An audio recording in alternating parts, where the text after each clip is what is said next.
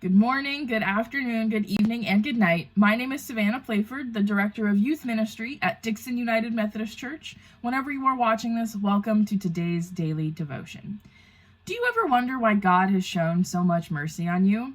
If you have, Noah from the Bible has felt the same way.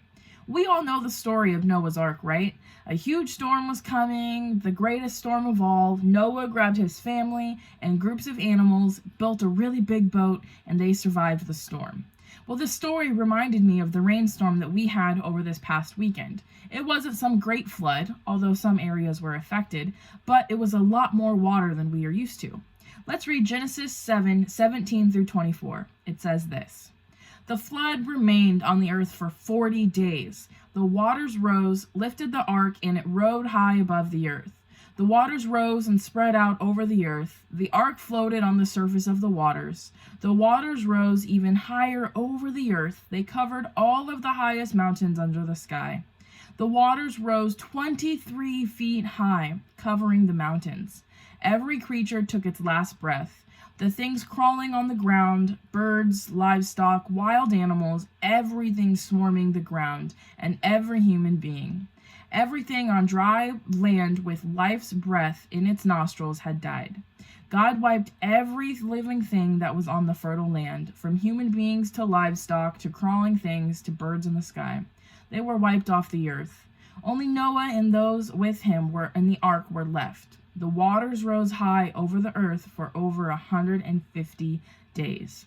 Let's get some context for these crazy verses. In chapter 6 of Genesis, God starts noticing how horrible humanity has become. So he planned to wipe everything out, to start anew, to get a fresh, clean slate. So he goes to Noah and he tells Noah about his plan and instructs Noah to build a really big ark or a boat and get all of these people.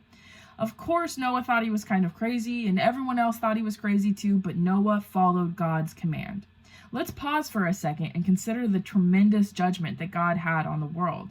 Let our hearts meditate the terror and the terror of the destruction. Noah's family was safe, though. Why? Because he was obedient. He obediently built the ark, he obediently got the groups of animals, and obediently got his family to follow his ways. Noah probably could not understand why God was showing him mercy. Out of all of the people he could have chosen, he chose Noah's family. How overwhelming and humbling that experience must have been.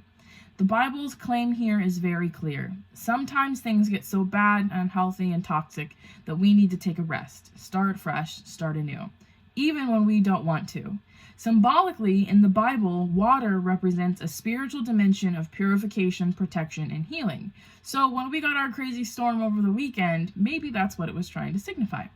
But also it's important to note in these verses that mercy is different than grace. Grace is giving us what we do not deserve, while mercy is withholding what we do deserve. When Noah's family could have been wiped out in the flood with the rest of the world, God extended his love, his mercy, and his kindness. But, plot twist, God offers us that same mercy and kindness.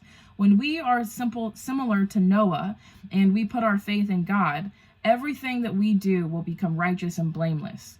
Jesus will rescue us and God will show us the way to eternal and abundant life. So as you go about your day, stop and think.